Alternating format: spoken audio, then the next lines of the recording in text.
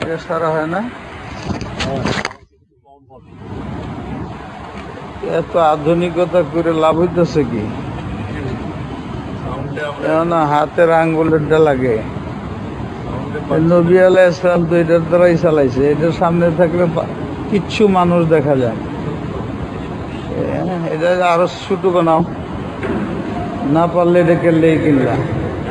এটা সামনের মানুষ দেখা যায় না।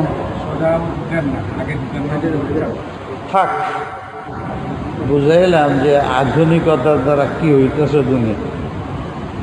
আমরা আধুনিকতা ডিজিটাল করে এই ভিতরে যে আমার সামনে বসে হারে দেখি না, কি ওয়াজ করবো, কার দিকে তাকাবো, খালি এইদিকে আর এইদিকে, এনে কিচ্ছু দেয়। এ তো উঁচা মাথা, আমি ছোট্ট মানুষ, বাচ্চা মানুষ। তাই ওইন বসেন, ওইন বসলে তো আমার পাও সবার মাথার উপরে উঠে যাইব। কি পেরেশানি, কন খারাপ লাগবে না? হ্যাঁ, কত পেরেশানি এই দুনিয়াটার নাম কি? দুনিয়ার অর্থ কি জানেন? দুনুবুন জানাআতুন,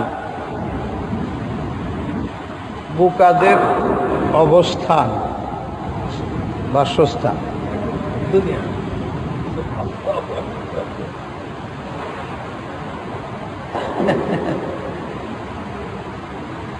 দুনুবুনের অর্থ হল নিকটতম, যেটার মধ্যে আমরা অবস্থান করতেছি এটা নিকটতম। আর আখিরাত এটা অনেক দূরবর্তী, এটা অস্থায়ী, ওটা স্থায়ী। অভিধানে এটার এক অর্থই লিখছে। দুনুবুন তোমাদের জীবনের দুইটা স্তর, দুইটা মারহালা, দুইটা যুগ। নিকটতম হইল দুনিয়া, এরপরে আসতেছে আখিরাত। দুনিয়া হইল অস্থায়ী, আখিরাত হইল স্থায়ী। আখের শব্দের অর্থ হইল শেষ, মানে এরপরে আর কাল আসবে না, যুগ আসবে না। এই জন্য এটা বলে আখিরাত। আর দুনিয়ার দুনুবুন, এটার আরেক অর্থ অভিধানে লিখছে দানিআতুন, কমিনা। কমিনা বুঝেন না? কিভাবে বোঝাবে না? কমিনা কয় কারে? খারাপ মানুষের কমিনা কয় না? এই দুনিয়াটা কমিনা, এলো আরেক অর্থ। কমিনা কোনোদিন শান্তি পায়? কমিনার সাথে যারা থাকে এরা শান্তি পায়? তা আপনার আছেন কমিনা, আর যত আছে সব কমিনা, এন শান্তি আইব থেকে। ওই সমস্ত মানুষ পেরেশান বেশি হয় যারা মনে করে যে দুনিয়াতে আমার কোনো চাহিদার বাহিরে কিছু হবে না। এরা খুব পেরেশান হয়ে থাকে। যার মধ্যে এই বিশ্বাসটা যত বৃদ্ধি পাবে, আমার দুনিয়াতে খুব সুখ শান্তিতে থাকতে হবে, এই চিন্তা ভাবনা যাদের মধ্যে অনেক বেশি, তার অনেক বেশি পেরেশানি। আর যার মধ্যে এই চিন্তা নাই, সে ভাবে আজকে আসছি কালকে নাই। আর এই দুনিয়াটা বিপদের জায়গা। এখানে 100 ভাগ ভালো থাকলেও বিপদ, 100 ভাগ দুষ্টামি করলেও ওই বিপদে তারে ধরে। 100 ভাগ আমি পবিত্র, তবু ওই বিপদ আসতেছে আমার উপর। 100 ভাগ অপরাধী, তার উপরে আসতেছে না। এটা এমনটা কঠিন, মানুষ তখন স্থির থাকতে পারে না। আমি 5 ওয়াক্ত নামাজ পড়ি, হালাল খাই, কাউকে জুলুম করি না, অত্যাচার করি না, দান খেরাত করি, মানবতা উপলব্ধি আমার আছে, এরপরেও আমার উপরে বিপদ কেন? শয়তান তার দিলের মধ্যে যাবে। দুনিয়ার মানুষ একজন আরেকজনকে খেদমত করলে, সেবা করলে সে তার প্রতি দয়াশীল হয়। তার শক্তি থাকলে তার ক্ষতি সাধন করতে নিজেও করে না, করতে যায় না। এটাই তো আমরা জানি। যদি আল্লাহ থেকে থাকেন, 5 ওয়াক্ত নামাজ করা সহজ না,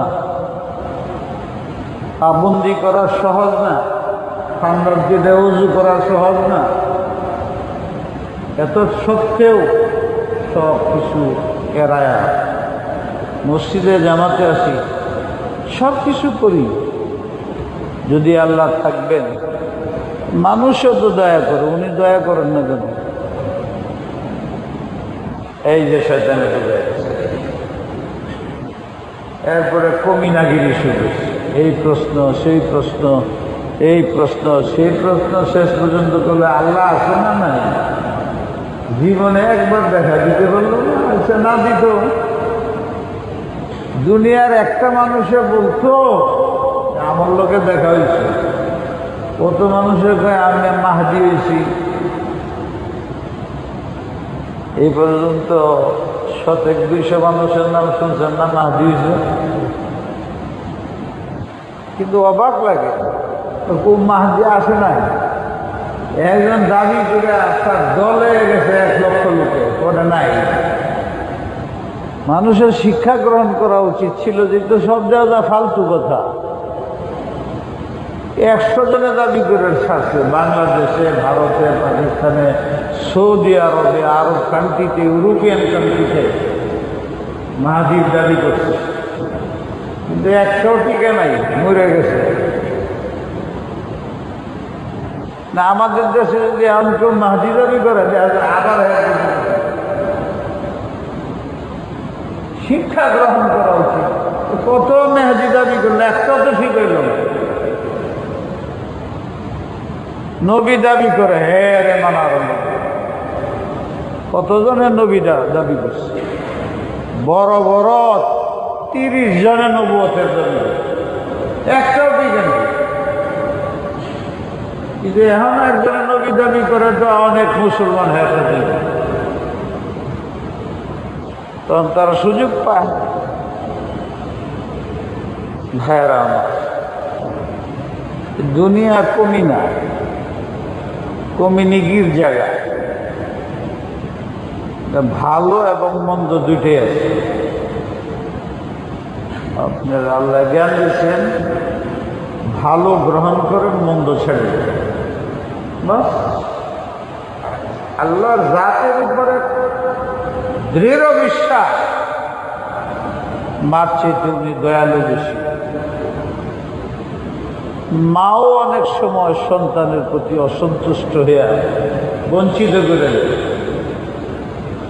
বাপ অসন্তুষ্ট হইয়া ছেলের ত্যায্য পুত্র করে দেয়, সহায় সম্পত্তির থেকে বঞ্চিত করে দেয়। কিন্তু আল্লাহ কি আইন বানাইছে? তোমার সন্তান যদি কাফের হয়ে যায়, তাহলে সে তোমার সম্পত্তির ওয়ারিশ পাবে না। কাফের, তোমার ছেলে যদি কাফের হয়ে যায়, সে মারা যায়, তুমি জীবিত থাকো, তার সম্পত্তির ওয়ারিশ তুমি পাবে না, বাপ হইলেও পাবে। ওয়ারিশের বন্ধন ইমান ভিত্তিক হয়, উত্তর সূরির বিন্দন ইমান ভিত্তিক হয়। সে কাফের হয়ে যায়, তারটা তুমি পাবে না, তোমারটা সে পাবে না। আর যত ধরনের অপরাধ করে,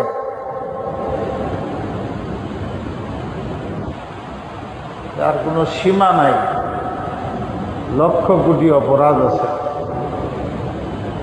তোমার সন্তানে করে, অথবা তোমার আব্বা করে, আম্মায় করে।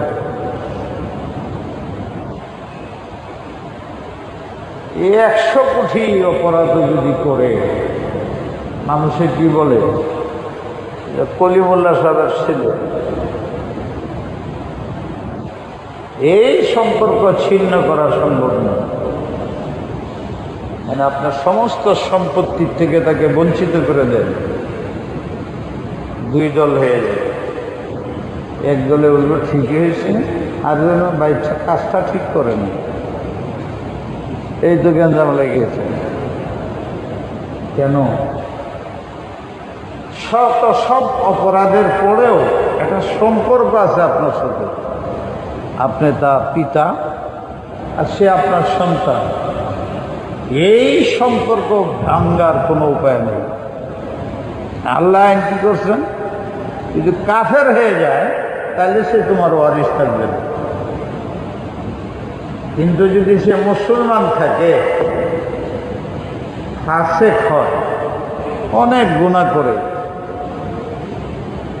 তুমি না করলেও আমার যদি মানো, আমি আল্লাহ সিদ্ধান্ত দিয়ে গেলাম, ওই ফাসেক ছেলেটা, চুর ডাকাত জিনাকার ব্যবসায়ী মেয়েটা তোমার সম্পত্তির অংশ আইনত যা শরীয়তে বলে দিতেই হবে।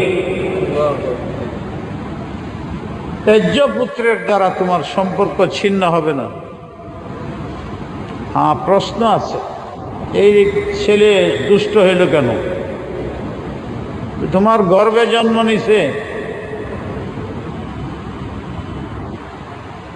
যা দেখছে তাই শিখছে। এ তো কাফের, বদমাশ, চুর, জালেম, অত্যাচারী হয়ে জন্ম নেয় নাই। আল্লাহ তাকে কেমনে সৃষ্টি করছে দেখো না? চোখ কি সুন্দর, জাহেরি ড্রেস, লেবাস, ঢং, রং, ফিটিং, এর মধ্যে কোনো ত্রুটি বাইর করতে পারবা? কতটুক মহাব্বতে এত সুন্দর তৈরি করলেন উনি। ওর ভিতরটা এরকম সুন্দর তৈরি করে দিয়েছেন। ফ্রিজের মধ্যে তুমি মিষ্টি রাখবা, দেখবা কেমন গ্রাম আছে। ওদের মধ্যে সেফা সুটকি রাখলে এটা কার দোষ? ফ্রিজের দোষ? এই ছেলে তো তোমার আলমারিতে আছে, তোমার ফ্রিজে আছে, এ বসলো কেন? হাসরের ময়দানে আল্লাহ প্রথম তোমাকে দিবে। তোমার কোলে না দিছিলেন, মূর্খ বানায় দিছিলেন। সাপের বাচ্চাও জ্ঞানী হয়, জন্ম হয়েই লাভ দেয়। তোমার যে একটু শু করে উঠবে। মুরগির বাচ্চা ডিম ফাটলে বেরিয়ে দৌড়বে, বোঝা গেল জ্ঞান আছে। সাপের বাচ্চা বের হয়েই দৌড় দেয়, তুমি সামনে বলে আক্রমণ করে, বোঝা গেল জ্ঞান আছে। শ্রেষ্ঠ মানুষ সে জন্ম হয়, লড়তেও পারে না, শুধু কাঁদতে পারে, আর কিচ্ছু পারে না। হাঁটতেও পারে না, চলতেও পারে না, চাইতেও পারে না, কিচ্ছু না। এমন বুকা বুকা মূর্খ, অন্যের মুখাপেক্ষী বানাইছে। অসংখ্য কিছুই বুঝে না, যেই কোলে নেই এই কোলে নেই। আস্তে আস্তে বুঝে মা, উনি বাবা। মা বাপকে ছাড়া কিছু বুঝে না। মার চেহারা দেখতে ভালো না, বাবার চেহারা দেখতে ভালো না, মূর্খ। আরেকজন খুব সুন্দরী মহিলা, সুন্দরী মহিলার স্বামী, সে আইসা বাচ্চারা কোলে নিবার চায়, যায় না। ওই মুখ দেখা যায় না ভালো, ওই মার কাছে যাবে। তাহলে সে কত আনুগত্য, হ্যাঁ বুঝে না, হ্যাঁ সুন্দর, আমার মা সুন্দর না, এ ধনী, আমার মা ধনী না, যাই কার খুলে না। জবরদস্তি দিলে শিক্ষা। কোনো ভাই চকলেট দিয়া, খানা দিয়া, টাকা দেয়া, লাল দিয়া, কিছু দিয়ে করে কান্দ করা যায়, কান্দতেছে, কান্দন খালি বাড়তেছে। আর যে মা খুলে নিল করে শান্ত। এই ছেলেটাকে তুমি তৈরি করতে পারো নাই। আমি তো এরকম মূর্খ বানায় দিছিলাম যাতে তুমি তাকে তৈরি করো। একদিন দেশের রাজা হইতে পারে, মন্ত্রী হইতে পারে, মিনিস্টার হইতে পারে, এমপি হইতে পারে, কমিটির সভাপতি হইতে পারে, মসজিদের খতিব হইতে পারে। তোমার দুনিয়ায়ও কাজে লাগবে, আখেরাতেও কাজে লাগবে। তুমি এটা অনুভব করো নাই কেন? এই কমিনাগির মধ্যে তুমিও ছিলা, তোমার ছেলেরাও কমিরা বানাইছো। শেষ বসে যখন লড়তে পারো না, বুকের মধ্যে পিস্তল ঠেকায় কোনো সাইন করো, যা সহায় সম্পদ কায়েম করছো সব আমার। যাও তুমি বাইরে বাড়িতে আশ্রম বানাইছো না? অনেক মানুষে আশ্রম বানানিকে খুব প্রশংসা করতেছে। আমরা দেশে আগে ছিল না, এখন শুরু হয়ে গেছে। সরকারও মনে করে খুব ভালো একটা কাজ করছে, জনগণের অর্থ সংগ্রহ মনে করে খুব ভালো একটা কাজ করতেছি। কি সর্বনাশ করতেছ? তোমাদের সামনে তো আছে ইউরোপিয়ান কান্ট্রি, বাপ চিনে না, মাটারে কিছু চিনে, কারণ ওই দুর্বল দুর্বল অল্প বয়সে মার কুলে থাকে, এটারে মা চিনে, বাপ চিনে না। ওই দেশে তোমার বাবার নাম কি বললে তোমার বিরুদ্ধে কেস হতে পারে। বাপ জিগাও যদি তোমার মার বেশি আইনত তুমি তাকে অপমান করছো, বাপ জানা নাই তো তা।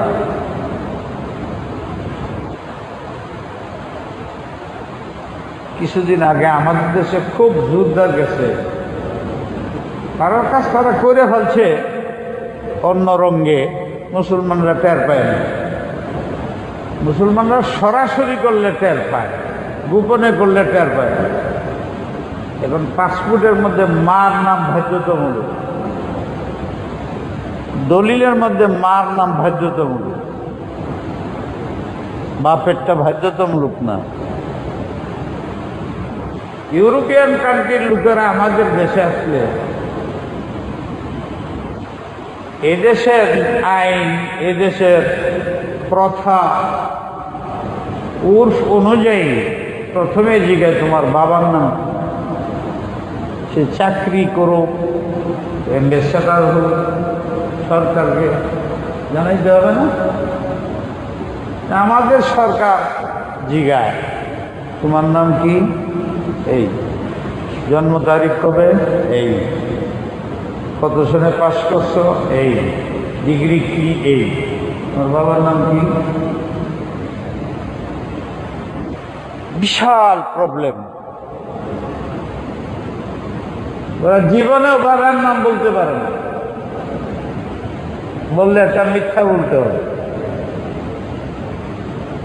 এই জন্য তাহরিক চলছে,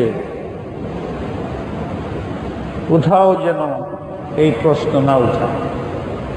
তারা মরল, বাপের নাম জিজ্ঞাসা পারবে, মার নাম জিজ্ঞাসা। যেহেতু আমাদের দেশ, এই দেশের তো প্রচলনই হয়ে বাপের নাম আগে, মার নাম পরে। মুসলমানও গাড়ি সবাই এটার গুরুত্ব দেয়।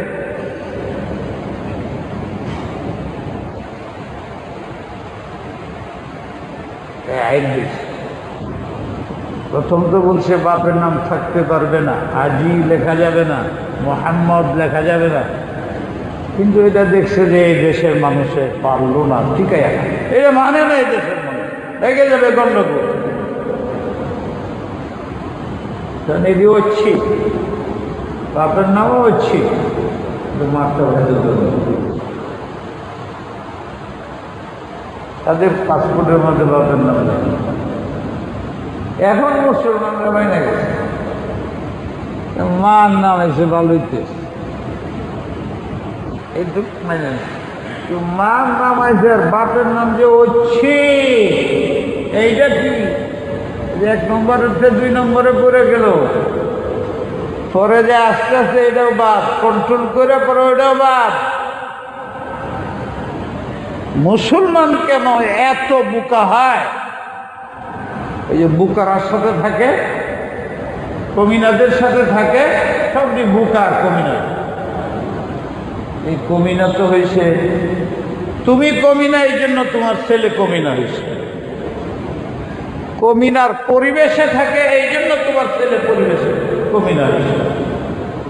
তুমি তোমার ছেলেকে কমিনার পরিবেশে রাখলে কেন? তোমার মেয়ে বজ্জাত হয়েছে, চরিত্রহীন কেন? তুমি যদি চরিত্রবান হইতে, তুমি যদি বাসার পরিবেশটাকে দ্বীনি পরিবেশ বানাইতে, ইসলামী পরিবেশ বানাইতে, নামাজ পড়তে তোমার সন্তানে দেখতো, কোরআন শরীফ তেলাওয়াত করতে তোমাকে দেখতো, এই সন্তানগুলো এইভাবে বেড়ে উঠত। তুমি যদি তোমার স্ত্রীকে গালাগালি না করতে, পিটাপিটি না করতে, অসহ্য হইয়া স্ত্রীও তোমার গালি না করতো, ওই ভাষাই তো তোমার মুখ থেকে গেছে। এখন তুমি বাচ্চারা জেনে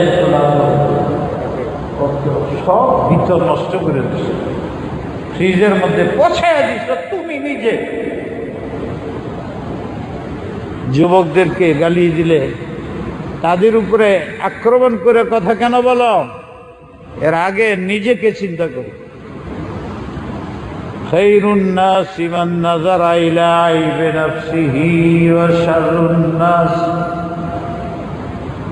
মান নাযারা ইলা আইবি গায়রিহি। ওই ব্যক্তিটাই পৃথিবীতে শান্তি পাবে এবং সভ্য ভদ্র আশা করা যায় আখিরাতে ভালো হবে, যে অপরের দোষ তালাশ করে না। হিংসার কারণে করে, অহংকারের কারণে করে, ঝগড়া করার কারণে করে, শান্তি বিঘ্নিত করার কারণে। এটা মানবতার স্বভাব নয়, জ্ঞানীদের স্বভাব নয়।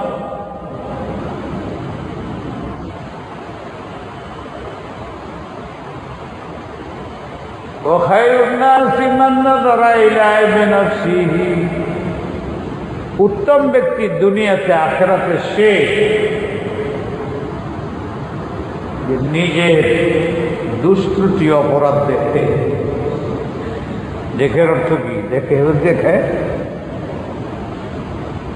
তো আমি দেখি, দেখার অর্থ কি?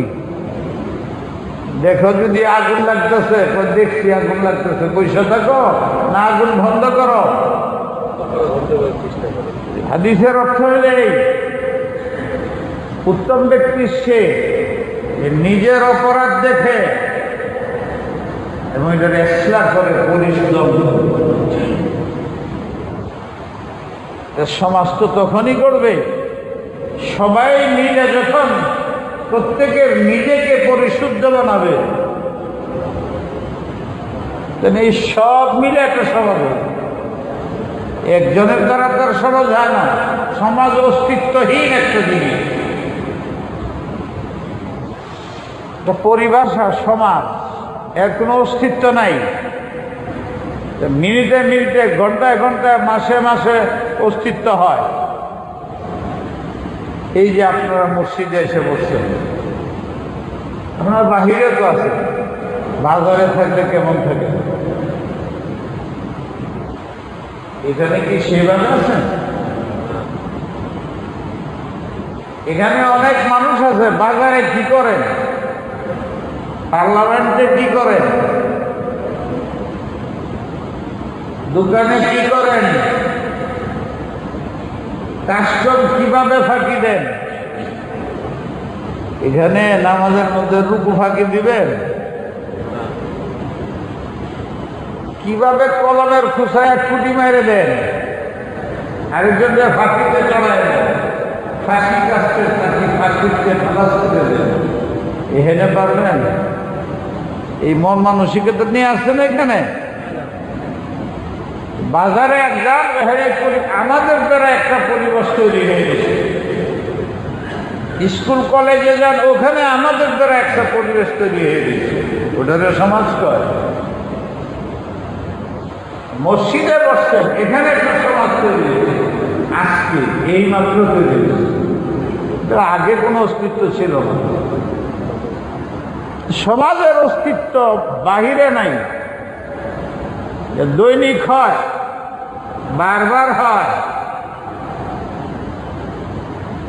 মসজিদে স্থানের দ্বারা হয়, স্থান ভিত্তিক সমাজ হয়। স্থানে যারা বসবাস করে ব্যক্তি ভিত্তিক সমাজ হয়, কাল ভিত্তিক সমাজ হয়, রাষ্ট্রভিত্তিক সমাজ হয়, নাগরিক ভিত্তিক সমাজ হয়, এলাকা ভিত্তিক সমাজ হয়। কিন্তু সব নির্ভর করে একটা ব্যক্তির উপরে। এই জন্য হাদিসে বলা হয়েছে প্রত্যেকটা ব্যক্তি তোমার নিজের জায়গায় মানুষ হয়ে যায়। প্রত্যেকটা ব্যক্তি তোমার নিজের জায়গায় নিজের ইচ্ছা মানবতা বিশ্বাস করো বা প্রবাহিত করো। জুমার জন্য আসছো, সবাই নামাজ পড়তে আসছো, এইটা সবার মনে আছে জুমার নামাজ পড়তে এসেছি। এখানে কোনো খেলা নাই, এখানে কোনো কথা নাই। হুজুর কিছু কথা বলবেন, নামাজ পড়াবেন, এটি শুনবো। আমার জীবনের, আমার অধীনস্থ সকলের উপকারের কথা বলবেন। আমি মুসলিম, ইসলামের অনেক কিছু জানি না, শুনবো। সব এক চিন্তা আসছেন, হাজার মানুষ বেশি কোনো ঝগড়া নেই। সমাজ তো আমি বানাই, আপনি বানান। এই যুবকরা দায়ী করতেছেন সমাজের কারণে। যুবক নষ্ট হয়ে গেছে, যুবতী নষ্ট হয়ে গেছে, রাষ্ট্র নষ্ট হয়ে গেছে, নাগরিক নষ্ট হয়েছে। এটা গলত কথা। এই অবুদ্ধির কারণেই আমরা ধ্বংস হচ্ছি। সমাজ বলতে কিছু নেই। ব্যক্তি ভালো, সমাজ ভালো, রাষ্ট্র ভালো।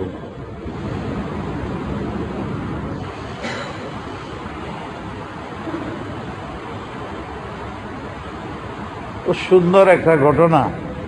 আমাদের যে মাদ্রাসার পাঠ্যসূচি আছে না, এটা তো দেখে না কেউ। এ তো মনে করে কিছুই না। আমাদের ছোট ছোট বাচ্চাদের যে পড়ায়, ওরা এনে থেকে থাকলে একটা দিকে গেলে হুজুর আমরা কি একদম 1 নম্বর ক্লাসে কায়দায় পড়ায় না। ওখানে একটা ঘটনা আছে, এদিন নাম নিলাম এই জন্য যে ছোট ছোট বাচ্চারা খুশি হয়ে গেছে, তারা হিম্মত পাবে। বড় হুজুরেও ঘটনাটা কইছে। আপনারও উচিত এরকম সুন্দর সুন্দর ঘটনা ভাষার মধ্যে সন্তানদেরকে ঘটনার প্রক্রিয়া হয় দিলের মধ্যে। আমি তো মুজিবুল বুলদানে দেখছি, আলেমদের জন্য বলতেছি। এই ঘটনা সূত্র কি মুজিবুল বুলদান, ওই কিতাবে আছে, সুবহুল আশি ওইটার মধ্যে আছে। আমি তো বহুত আগে এটা দেখছি, কিন্তু আমি রেফারেন্স দিতেছি উর্দু কায়দা, উর্দু পোয়েলি। কেন বুঝেন আমরা কি পড়াই মাদ্রাসার, কি শিক্ষা দেয় মাদ্রাসার। ওখানে লিখছে, আপনারা জানেন ইন্ডিয়া হিন্দুস্তান ভাগের আগে পুরা অল হিন্দুস্তানে এশিয়া যে সমস্ত বাদশাহরা রাজত্ব করছেন, এর মধ্যে শিয়াদের সংখ্যা বেশি, সুন্নিদের সংখ্যা কম। তার মধ্যে সুলতান মাহমুদ গজনবী খুবই আল্লাহওয়ালা ছিলেন এবং এলেমওয়ালা ছিলেন। এই যে আমরা আকবর বাদশাহ হুমায়ুন যে গাইলেন, খুব ভালো বাদশাহ ছিল এবং তাহাজ্জুদ ছাড়তেন না, এমন বাদশাহ ছিল। কিন্তু শেষ পর্যন্ত তার চাম ছাড়া তারে বানাইতে বানাইতে নবী বানাইতে খোদা বানাইতে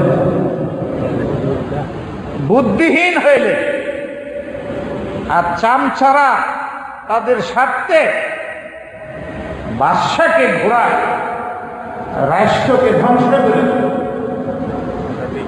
এই জন্য যে কোনো পদে থাকে তার কথাও চিন্তা করা উচিত, কেউ কি আমার পদের দ্বারা নিজের স্বার্থ উদ্ধার করতেছে কিনা। যে এটা পারে না সে ধ্বংস হবে। দুইটা বাদশার নাম বললাম, তার দিনের নাম হচ্ছে দিন এলাই। তারই মজহাব ছিল, আল্লাহর পক্ষ থেকে তার কাছে ওহী আইছে, মুসলমান হিন্দু কাফের সবে। এটা আমাদের এশিয়ার হুমায়ুন আকবরের নামে দিন এলাহি, এইটা হলো তার থিওরি। সব ধর্ম এক, যেটা আমাদের দেশে চালাইবার চায়, আমরা চুপ করে বসে থাকি, ভালোই তো, খারাপ কি, সবাই মিলে জুলে থাকে। বিবির সাথে আরেকজনে মিলে জুলে থাকবে দিবেন, সব জায়গায় সব বিষয়ে মিলে জুলে থাকা সম্ভব না। দিনের ব্যাপারে কনসিডার নাই, ওখানে কোনো মিল ঝুলের কথা নাই। সামাজিক ব্যাপার, ব্যবসা বাণিজ্য থাকা ইত্যাদি, এগুলোর ভিতরে মিলঝুল করে চলবো, একজন আরেকজনকে মহাব্বত করব। কিন্তু নামাজ ছেড়ে দেবেন, যেহেতু সবাই একসাথে মিলে থাকি, ওরা নামাজ পছন্দ করেন, এখানে মিলঝুলের প্রশ্ন নাই।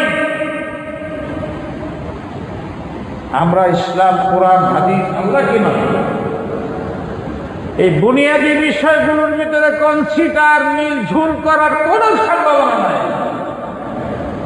এখানে আমাদের মতবিরোধ থাকবে থাকবে থাকবে। এতে যদি আমাদের কেউ বলে জীবন যাবে, যাইতে পারে, আফসোস নাই। হুজুর বলছেন, বুখারী হাদিস, দিন প্রতিষ্ঠার জন্য আমি যদি একবার, দুইবার, 4 বার শহীদ হই, আবার জীবিত হই, আমি তাতে অত্যন্ত আনন্দ বোধ করি। আমি কে? বাদশাহ মাহমুদ গজনবী এরা বুদ্ধিমান হয়, বাদশারা বুদ্ধিমান হয়, নাহলে আল্লাহ বাদশা বানাইছে কেন? এই বুদ্ধিরে খারাপ কাজে লাগায়, নাহলে ভালো কাজে লাগায়। পয়সার মতো শরৎ কিনা, নাহলে দুধ কিনা।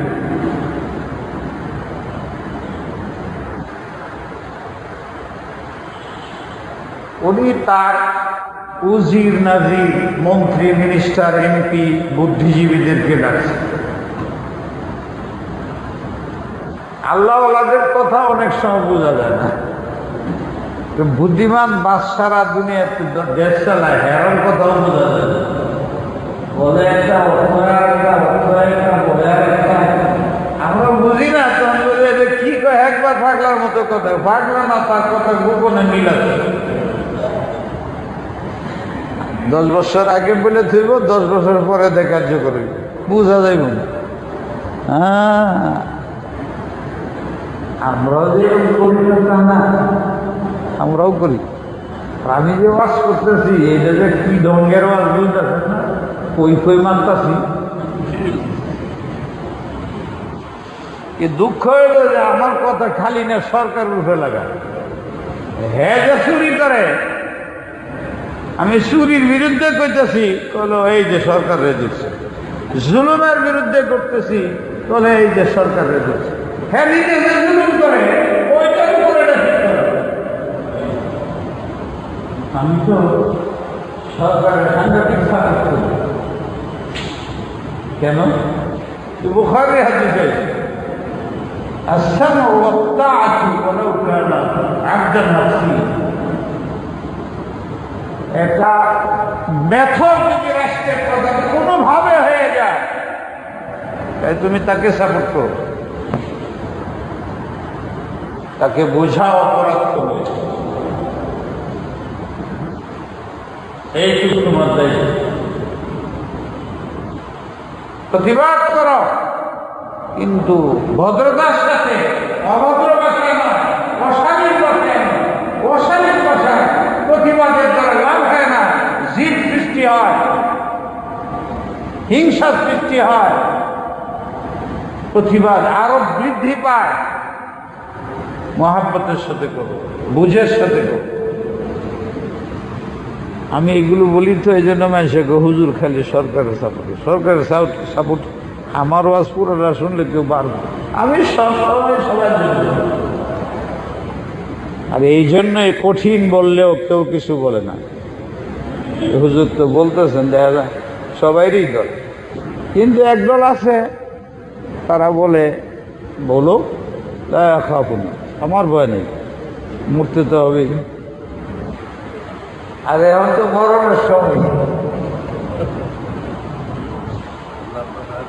ওজের নাজির সব সমবেত হয়েছে। আমার একজন লোকের দরকার কি যে এই আমার এসে আমার রাষ্ট্রের সবচেয়ে বা দুনিয়ার সবচেয়ে বোকা বোকা মানুষের দরকার, বুদ্ধিহীন দুর্বল। এই কি বলবে? এটা বলতে পারতো যে আমার দেশে খুব জ্ঞানী যারা, এদের আনো আমার পাশে কিছু কাজ করুন। এই যে না, সুলতান মাহমুদ গজনবী বলতেছে সবচেয়ে বোকা মানুষটা, বুদ্ধিহীন, কিচ্ছু বোঝে না, এরকম একজনকে তালাশ করে আমার সামনে বোঝা কঠিন না। এটা কি করবে উনি? উপমার দ্বারা অনেক জিনিস অল্প কথায় বোঝা যায়। 1 ঘন্টার বয়ান উপমা দেয় 1 মিনিটে বলা যায়। উনি তাই করতে চেয়েছেন।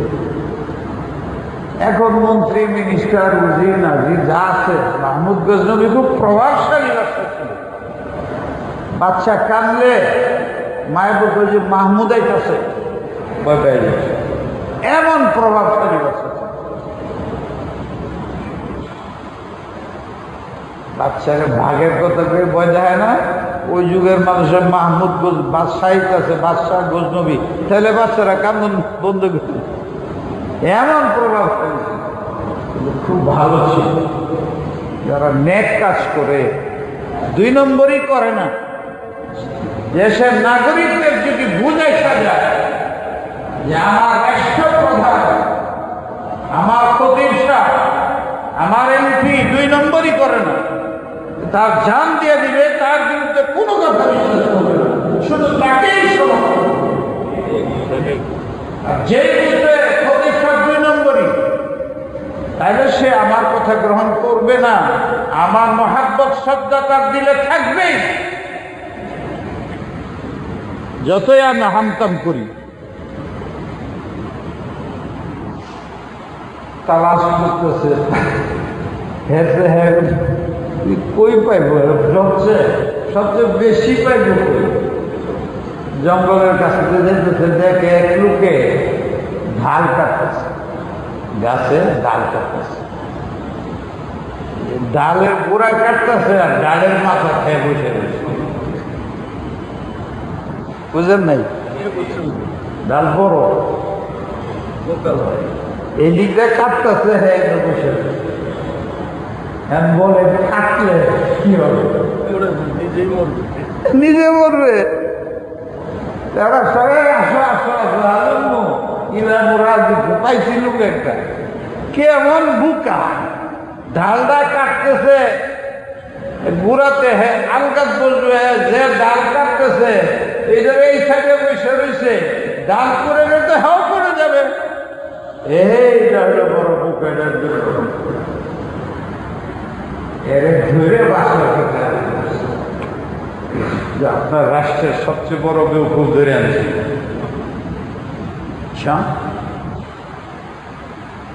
কি ব্যাপার যে এরকম ঢাল কাটতেছে এই সাইডে বসে দরজা কাটতে সে পড়ে যাবে, নিজের মৃত্যু হবে খবর দাও নাই, এমন বোকা।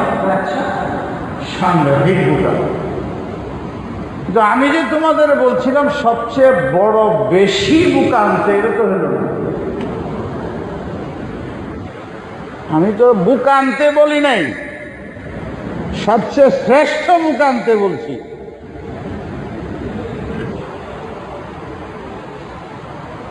শ্রেষ্ঠ বোকা কেডা স্যার? আমরা তো বুঝতেছি না শ্রেষ্ঠ বোকা কেডা।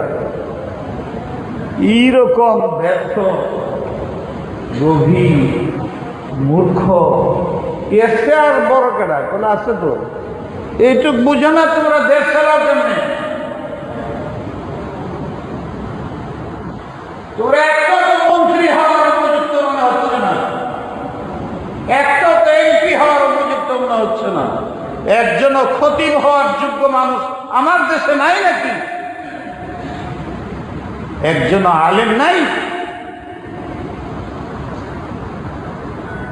সব কাটতেছে। এইরকম বাদশা হইলে সবচেয়ে বড় বুখারি করে নাই আল ইমামুল আদিল, যাকে জান্নাত দেওয়া হবে হিসাব ছাড়া।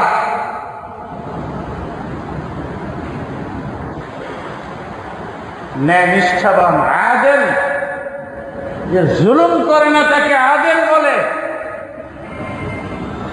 ইনসাফ দা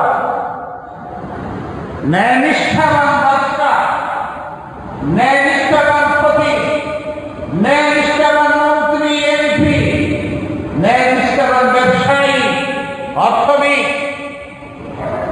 যার দ্বারা রাজ্যের নাগরিকের প্রজাদের উপরে অত্যাচার হয় না, জুলুম হয় না, এমন ব্যক্তিত্ব, সে মন্ত্রী হইতে পারে, রাষ্ট্রপতি হইতে পারে, প্রধানমন্ত্রী হইতে পারে, খতিব হইতে পারে, মাদ্রাসার মুহতামিম হইতে পারে, কোন সংস্থার প্রধান হইতে পারে। হ্যাঁ, যদি জুলুম করে,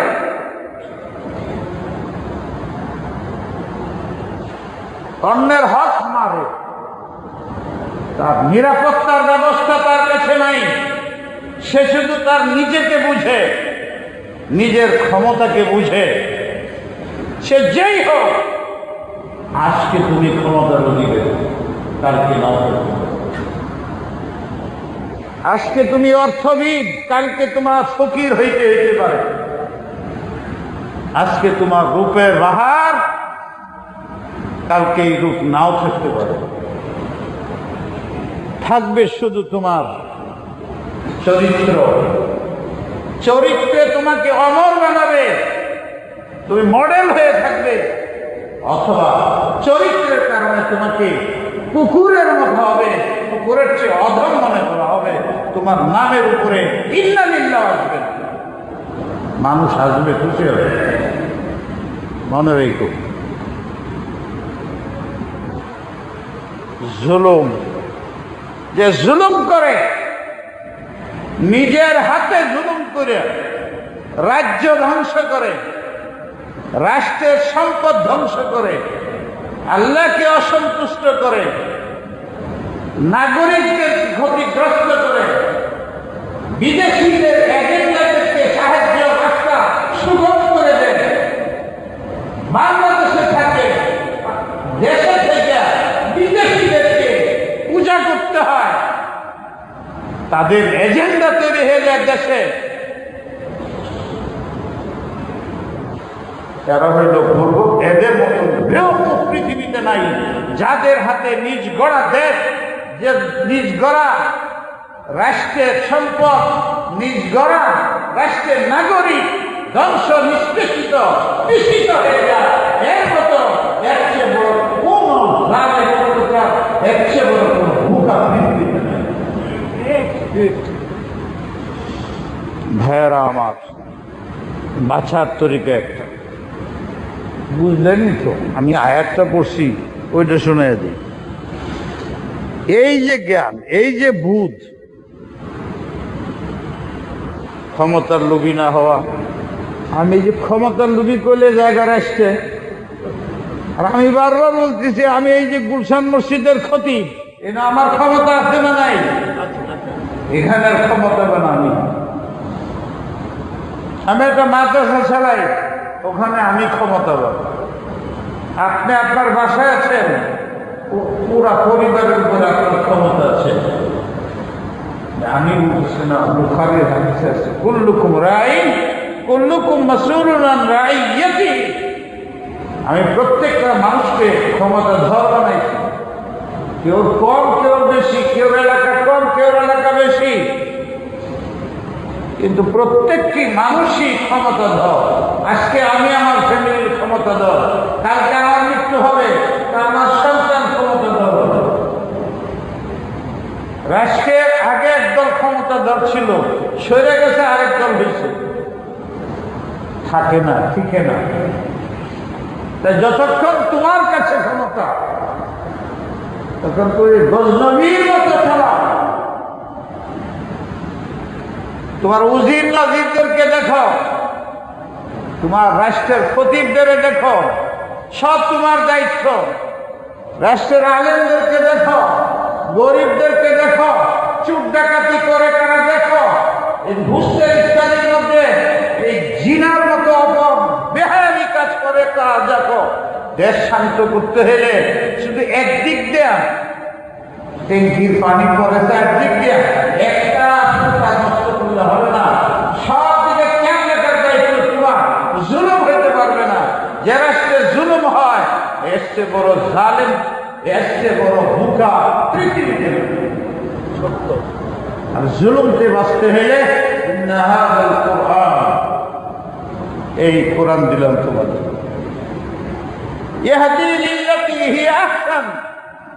তোমাকে জ্ঞানী বানায় তুলবে।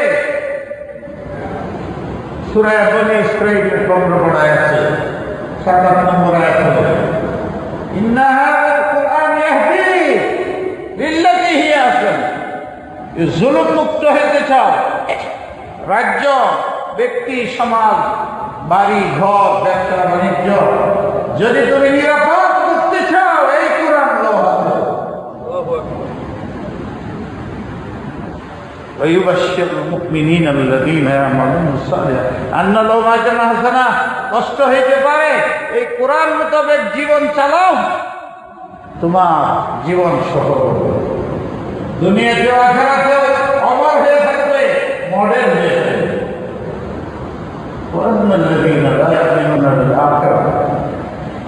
এই দুনিয়ার কমিনা জগতে থাকো, অস্থায়ী জগতের চিন্তা বিমুখ, আখিরাতের কথা মনে পড়ে না। জেনে রেখো,